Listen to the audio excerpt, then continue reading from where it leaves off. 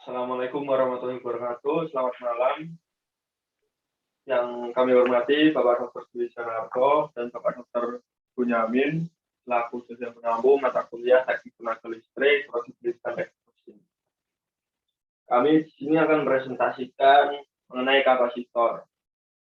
Untuk dari kelompok sendiri itu anggotanya ada saya Ramdan Maludin, ada Nur Huda, Soleh Prayogo Wibowo, dan Maksal Bima Alif Yansyah. Untuk pengertian kapasitor sendiri adalah komponen elektronika yang mempunyai kemampuan menyimpan elektron-elektron selama waktu yang tidak tertentu. Struktur dari sebuah kapasitor sendiri terdiri dan terbuat dari dua buah plat metal dan terpisahkan oleh suatu bahan dielektrik. Pengertian bahan dielektrik sendiri adalah bahan isolator yang atau diselipkan di antara isolator. Antara dua keping kapasitor dihubungkan dengan potensial delta V dan menimbulkan muatan listrik sama besar pada masing-masing P, tetapi berlawanan arah. Ketika kapasitor dihubungkan pada suatu sumber bertegangan, maka kepingan akan secara langsung terisi elektron. Selanjutnya, kapasitor sendiri itu pertama kali ditemukan antara tahun 1791 sampai 1867 itu oleh Michael Faraday. Kapasitor juga pernah dibuat terpisah oleh seorang ilmuwan bernama Peter van Masenbroek yang berasal dari Belanda sekitar tahun 1946. Pada awal penciptanya, kapasitor pertama kali dibuat di Universitas Leiden. Karena hal tersebut, kapasitor itu kemudian dinamai sebagai kapasitor Leiden. Nah, di sini ada contoh gambarnya ya dari kapasitor Leiden. Selanjutnya untuk kapasitansi. Kapasitansi diartikan sebagai kemampuan dari suatu kapasitor untuk dapat menampung muatan elektron. Kapasitansi ditentukan oleh sifat-sifat dielektrikum dan dimensi platnya. Nah, ini ada rumus muatan elektron. Itu Q sama dengan C kali V. Q sendiri itu muatan elektron dalam C itu coulomb. C itu nilai kapasitansi dalam F itu farad.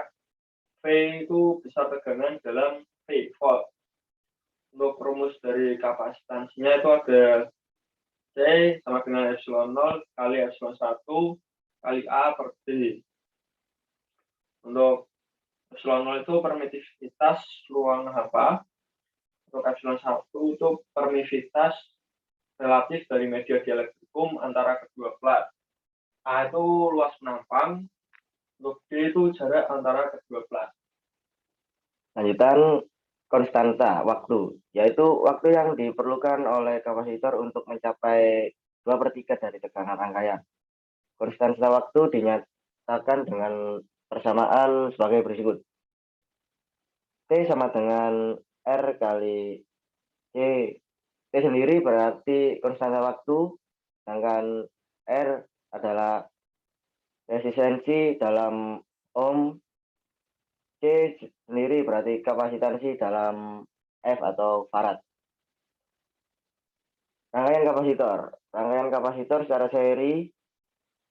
Rangkaian kapasitor secara seri biasa mengakibatkan nilai kapasitansi total semakin kecil.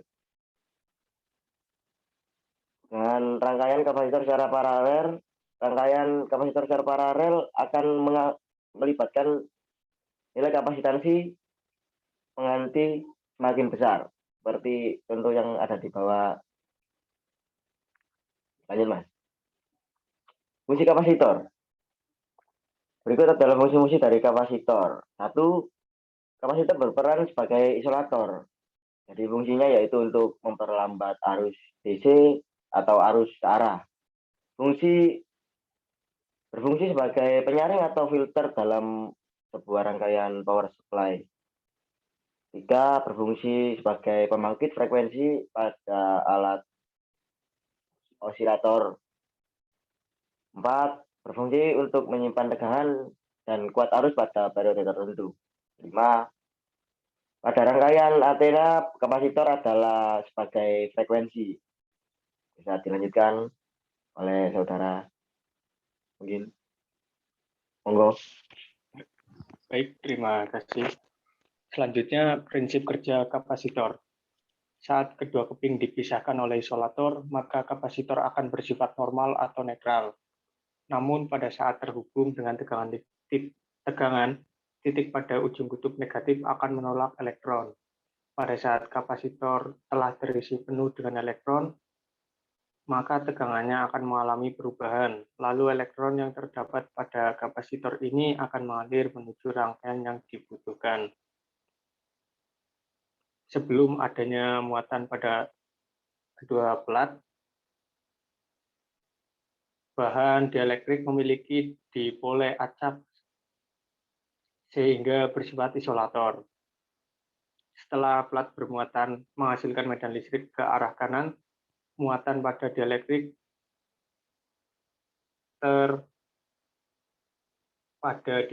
terpolarisasi oleh medan listrik, muatan positif perlahan-lahan menuju plat negatif dan muatan negatif ke plat positif.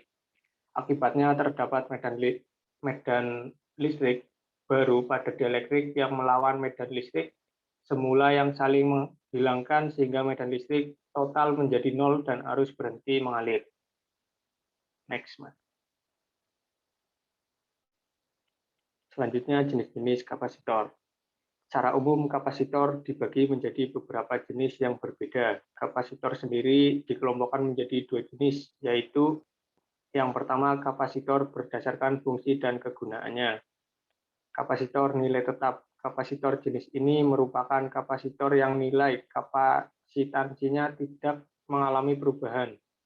Contohnya banyak ditemukan pada kapasitor mika, kapasitor keramik, kapasitor tantalum, dan lain sebagainya. Kapasitor variabel berbeda dengan kapasitor nilai tetap. Kapasitor jenis ini merupakan kapasitor yang memiliki nilai kapasitansi atau nilai kapasitansinya dapat berubah atau bahkan diubah. Contoh kapasitor variabel ini yaitu Riemer, variabel kondensator atau Farco, dan lain sebagainya.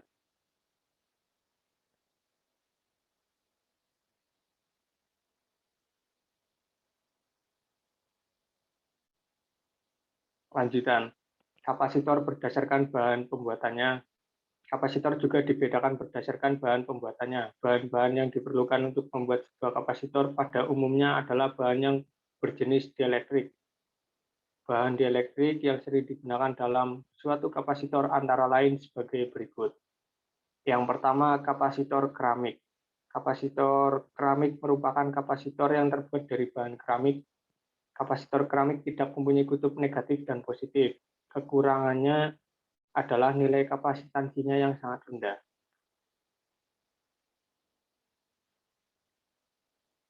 Selanjutnya akan diteruskan oleh Saudara Soleh Prayoga.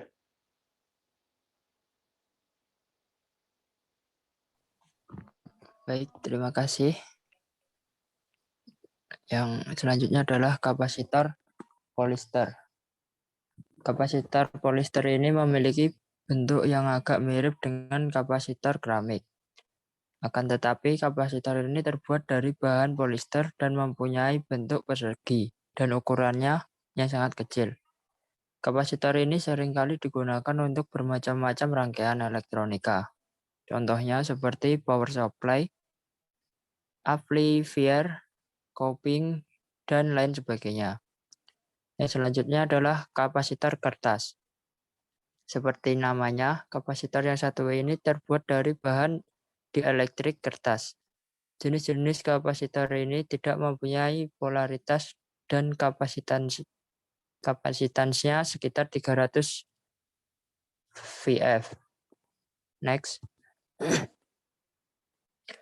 Selanjutnya adalah kapasitor mika. Kapasitor mika ini terbuat dari bahan mika dan memiliki kapasitansi sebesar 50 VF. Kapasitor tersebut tidak mempunyai polaritas dan biasa digunakan pada benda seperti rangkaian osilator, RF, comping filter, frekuensi, dan lain sebagainya. Selanjutnya adalah kapasitor elektrolit. Kapasitor elektrolit terbuat dari bahan yang dielektrik dan bersifat elektrolit. Konstruksi dasarnya terbuat dari bahan aluminium foil yang juga berperan sebagai cover pembungkus sekaligus terminal negatif.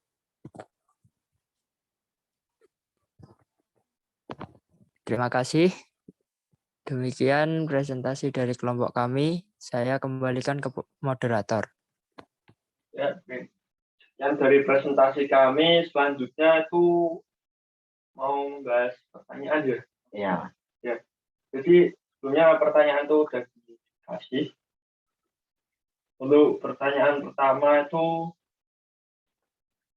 ada dari Mas Chandra Adiwinarko. Pertanyaannya itu di dalam listrik pada kapasitor saat kedua keping atau piringan pada kapasitor dipisahkan oleh suatu piringan pada kapasitor dipisahkan oleh suatu insolator pada saat baterai belum terhubung, kedua keping akan bersifat netral atau belum termuat. Saat baterai terhubung, titik di mana kawat pada ujung kutub negatif dihubungkan akan menolak elektron. Mengapa hal itu terjadi? Mohon jelaskan. Jawaban dari kelompok kami itu adalah belum adanya muatan pada kedua keping, bahan elektrik memiliki dipol acak sehingga bersifat isolator. Setelah keping bermuatan yang menghasilkan medan listrik ke arah kanan, muatan pada dielektrik terpolarisasi oleh medan listrik. Muatan positif perlahan menuju keping negatif dan muatan negatif ke keping positif. Akibatnya terdapat medan listrik baru pada dielektrik yang melawan medan listrik semula yang saling menghubung dan saling menghilangkan sehingga medan listrik total menjadi nol dan harus berhenti mengalir. Dan itu untuk pertanyaan nomor 2 itu ada dari Mas Panggah Buwoleksono. Pertanyaannya, dalam rangkaian kapasitor bisa dirangkai secara seri dan paralel. Kenapa nilai kapasitansi total kalau dirangkai secara seri makin kecil, sedangkan kalau dirangkai secara paralel, misalnya nilai kapasitansinya semakin besar? Jawaban dari kelompok kami itu adalah pada rangkaian seri, dua kapasitor atau lebih disusun secara seri dengan ujung yang saling disambungkan secara berurutan. Saat disambungkan secara seri, maka kapasitor memiliki nilai kapasitas yang berbanding terbalik dengan nilainya masing-masing. Jika rangkaian cukup banyak, maka semakin kecil nilai kapasitansinya. Namun, tegangan kerjanya menjadi lebih besar pada rangkaian seri. Dengan rangkaian paralel, dua kapasitor digabungkan atau lebih dengan menyatukan kutub-kutub yang sama. Pada kapasitor yang disambung paralel akan terjadi peningkatan nilai kapasitasnya. Total nilai kapasitas sendiri merupakan jumlahan kapasitas dari masing-masing kapasitor. Sementara itu pada rangkaian paralel tidak terjadi perubahan pada tegangan medannya. Ya, bisa dibacakan oleh Mas Marcel.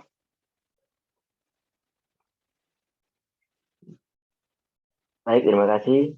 Saya akan membacakan pertanyaan dari Mbak Analinda dari kelompok 1. Pertanyaannya sebagai berikut. Apakah ada hubungan antara muatan listrik dengan kapasitor? Jika memang iya, berikan alasannya. Baik. Jawaban dari kelompok kami adalah antara muatan listrik dengan kapasitor saling berhubungan karena saat potensial listrik muncul, maka akan ada muatan listrik yang dipindahkan oleh potensial listrik tadi. Jadi sehingga terdapat perbedaan jumlah elektron pada setiap arus yang masuk, sedangkan kapasitor sendiri mengumpulkan ketidakseimbangan internal dalam arus listrik, kemudian menyimpangnya menjadi energi. Jadi kesimpulannya antara muatan listrik dengan kapasitor saling berhubungan gitu. Semoga bisa diterima oleh Mbak Analinda. Selanjutnya saya akan membacakan dari Mas Satrio Dewangga dari kelompok 7. Pertanyaannya sebagai berikut. Apakah kapasitor yang memiliki beda bahan pembuatannya seperti kapasitor keramik, contohnya kapasitor polyester, kapasitor kertas, dan lain-lain, Apakah memiliki fungsi yang berbeda juga? Kalau emang iya, coba dijelaskan. Baik, saya akan menjawab pertanyaan dari Mas Satrio. Jawaban dari kelompok kami, rangkaian metode dan teknologi yang digunakan sebagai media menyimpan energi listrik, elektronik, kimia, mekanik, termal, angin, matahari, dan aneka bentuk energi lainnya. Konsep desain di bagiannya adalah agar energi dapat disimpan sebagai energi yang dapat dimanfaatkan di lain waktu untuk melakukan operasi yang bermanfaat. Desain dan teknologi penyimpan energi yang paling banyak digunakan adalah sistem penyimpanan energi listrik. Jadi seperti itu jawaban dari kami. Kemudian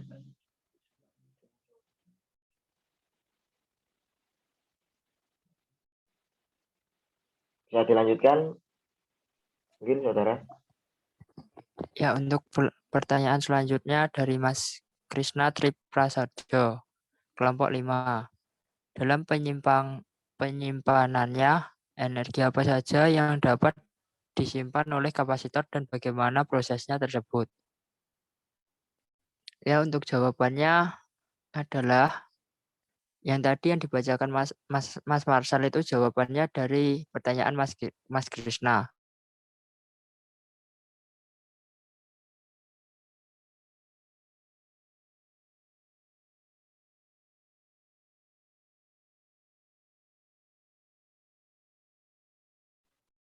Ya Mas, mohon maaf tadi salah baca Mas. Angin, lengkung matahari, dan aneka bentuk energi lainnya. Konsep desain di belakangnya adalah agar energi dapat disimpan sehingga energi dapat dimanfaatkan di lain waktu untuk melakukan operasi yang bermanfaat.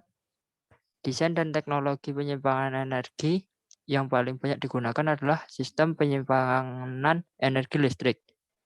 Ikuti training sistem penyimpanan energi listrik supaya mendapat pengetahuan lebih dalam.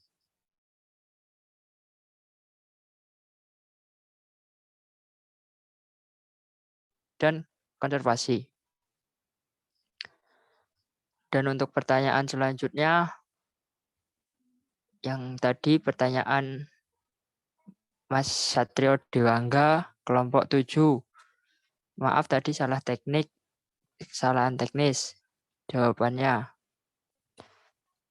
pertanyaannya adalah apakah kapasitor yang memiliki beda bahan pembuatannya seperti kapasitor keramik, kapasitor polister, kapasitor kertas, dan lain-lain. Apa saja perbedaan dari bahan tersebut? Coba sebutkan. Jawabannya adalah kapasitor keramik. Tidak mempunyai kutub negatif dan positif. Kekurangan kapasitor keramik adalah nilai kapasitansinya yang sangat rendah. Terus kapasitor polister. Kapasitor ini memiliki bentuk persegi dan ukurannya yang sangat kecil. Kapasitor ini seringkali digunakan untuk bermacam-macam rangkaian elektronika. Contohnya power supply, amplifier, coughing, dan lain sebagainya. Kemudian kapasitor kertas. Seperti namanya, kapasitor ini terbuat dari bahan kertas. Jenis kapasitor ini tidak mempunyai polaritas dan kapasitansinya sekitar 30 pF. Selanjutnya adalah kapasitor mika. Kapasitor tersebut tidak mempunyai polaritas dan bisa digunakan pada benda seperti rangkaian osilator RF, coughing, filter frekuensi, dan lain sebagainya. Yang terakhir adalah kapasitor elektrolit. Kapasitor ini bersifat elektrolit. Konstruksi dasarnya tersebut dari bahan aluminium foil yang juga berperan sebagai cover pembungkus sekaligus terminal negatif. Kemudian pertanyaan yang ke-7.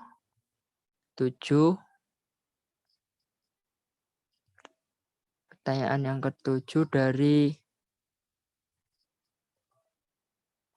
Pertanyaan yang ke-6 dari Rizky Ramadhani.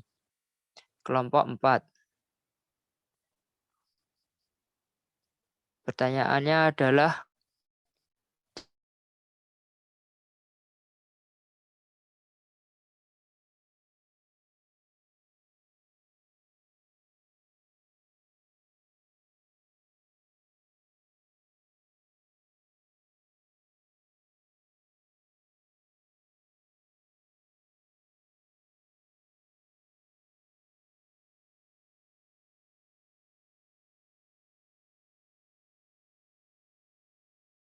atau sejalan dengan beda potensial melintasi ujung-ujungnya. Itulah jawaban dari kelompok kami.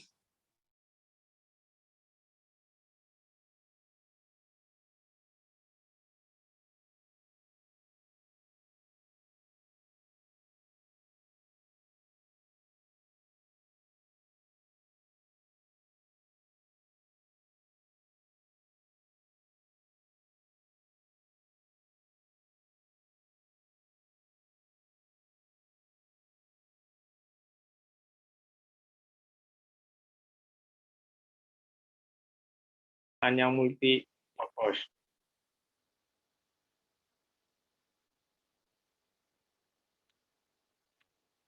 Selanjutnya pertanyaan dari Mas Febrianto Azaz Pembudi dari kelompok 8.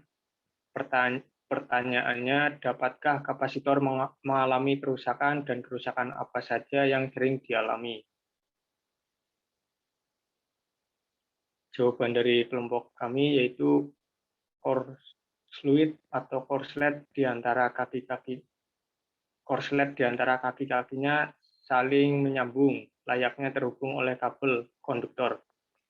Kering kehabisan zat cair yang digunakan untuk menyimpan arus listrik di antara kaki-kakinya sudah tidak ada reaksi apa-apa, ibarat seutas kabel yang telah putus. Kerusakan sebuah kapasitor lebih sering terjadi pada putaran motor pada Kerusakan sebuah kapasitor lebih sering terjadi pada kapasitor non-polar yang dipasang sebagai pengarah putaran motor pada peralatan yang lebih mengarah pada peralatan elektrik. Misalnya motor kipas angin, kompresor kulkas, motor pada mesin cuci, motor pompa air, dan lain-lain. Pertanyaan selanjutnya dari Mas Muhammad Asrof Kamal, kelompok 6. Jelaskan pengisian dan pengosongan kapasitor. Pengisian kapasitor yaitu menghubungkan langsung kapasitor ke sumber tegangan, maka waktu yang diperlukan untuk mengisi kapasitor hampir nol atau hampir nol. Begitu saklar di on, maka muatan dari baterai langsung mengalir ke plat kapasitor dan dalam waktu sekejap kapasitor penuh. Ilustrasi bisa dilihat pada gambar 220.1. Pengosongan kapasitor yaitu kapasitor yang sudah berisi muatan dapat dikosongkan dengan menyambung dengan dua kaki. Tetapi cara ini mudah merusak kapasitor karena arus yang dihasilkan sangat tinggi. Cara aman adalah menghubungkan dua kaki kapasitor melalui sebuah hambatan. Hambatan berperan memperkecil arus yang mengalir kecil sehingga waktu yang diperlukan untuk mengosongkan kapasitor menjadi lama. Mengosongkan di sini artinya adalah menggabungkan muatan positif dan negatif di dua plat kapasitor sehingga masing-masing plat menjadi netral. Itulah jawaban dari kelompok kami. Semoga bisa menjawab pertanyaan-pertanyaan.